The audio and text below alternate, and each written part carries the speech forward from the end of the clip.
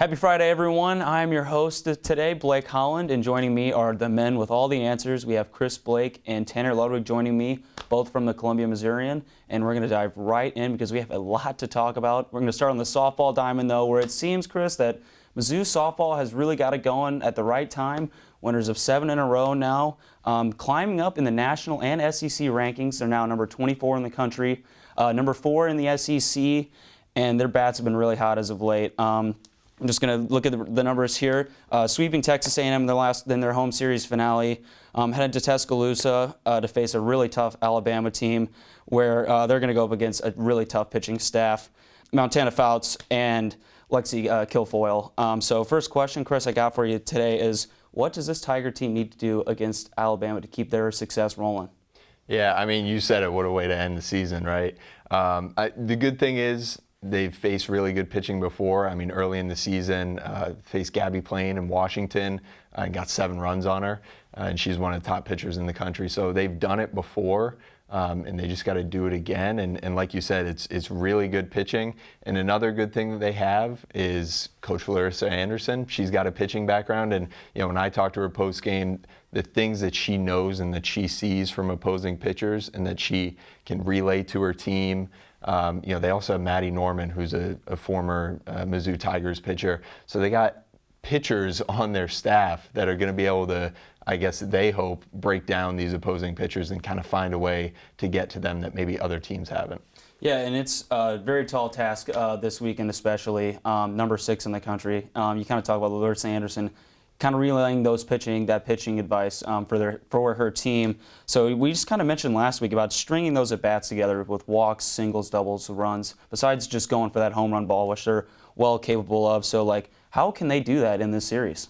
Yeah, I mean, like I said, I'm sure she's finding the answers and telling them that right now as we speak. But I think you got to kind of look at the two pitchers in 2 different ways, because Fouts, you look at the numbers, she's got over 200 strikeouts in 140 innings.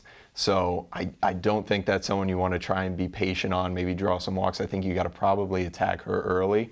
And then with Kilfoyle, you know, she's got about a strikeout per inning, so nothing to scoff at. And obviously she has the numbers, but, you know, her whip is a little higher. So maybe that's someone that you can try and get some walks, some singles off of, where, like I said, with Fouts, not many people have gotten to her. Maybe you have to take the all or nothing approach, try to hit a couple home runs. Yeah, so you're kind of just saying they're going to have almost 2 kind of different approaches with those 2 pitchers, kind of attacking early on Fouts and then kind of maybe being more patient with Kilfoyle.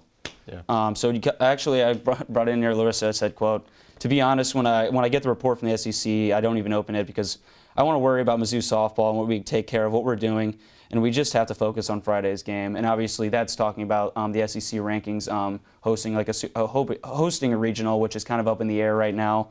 So when you hear that from her, kind of what does that tell you about the mentality and just culture of this team as the season's kind of progressed? Yeah, I mean, it's a funny thing to hear from a coach, right? Especially as we get down to the end of the season and the standings are all jumbled. But with her and this team, really, the thing that we've all noticed this whole year, and it was the same thing going into the season, it's such a veteran team. You know, I mean, they have so many seniors. It was just senior day the other day, and they were honoring, you know, 7 or 8 people.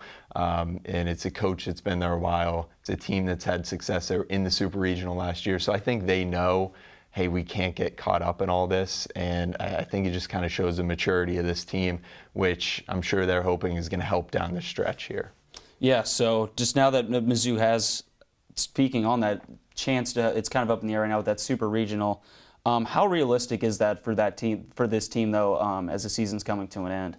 Yeah, I mean, the hope at the beginning of the year was hosting a Super Regional. You know, Coach Anderson said that multiple times, you know, when we were talking preseason, and then we saw what happened early in conference play, kind of a dip there. So now I think the new goal is hosting a regional, and who knows? Like I said, they just had senior day. That was kind of treated as this is the last game at Mizzou Softball Stadium. She even said that after the game, but they have an opportunity. You know, they're 22 in RPI. 16 teams host regionals, so they're just outside of that top 16. And they have the opportunity to move up. You know, when you play a team like Alabama, it's a really tough matchup, but you have that potential to move up because you're playing such a good team. And then they have the SEC tournament after that. They're going to be playing even more good teams. So they have the chance, which I think is all you can ask at this point based on how the season started. Yeah, and you kind of touched on that SEC tournament. They're number 4 right now in the SEC rankings, but 4 through 9 is really stacked and really close depending on how these weekend series go. So what does this team need to do or take away from this series heading into the postseason? Yeah, I mean, like I was saying, it's what a way to end it, but you're just going to get more of this after. I mean, once you get past Alabama, no matter how that series goes, you're going to have tough matchups in the SEC. And then if you play in, well, they will be playing in a regional. It's just if they host or not, then you're going to get really good teams there. So I think this is just the first step of what's to come. And like I said, so many of these players were there last year. I think they know what to expect coming down the stretch. But this is definitely a wake-up call going into the final stretch. Yeah, and it should be an exciting series. I'm thinking full of fireworks, hopefully. 2 ranked teams going against each other into the season. That's what I'm hoping for. Yeah.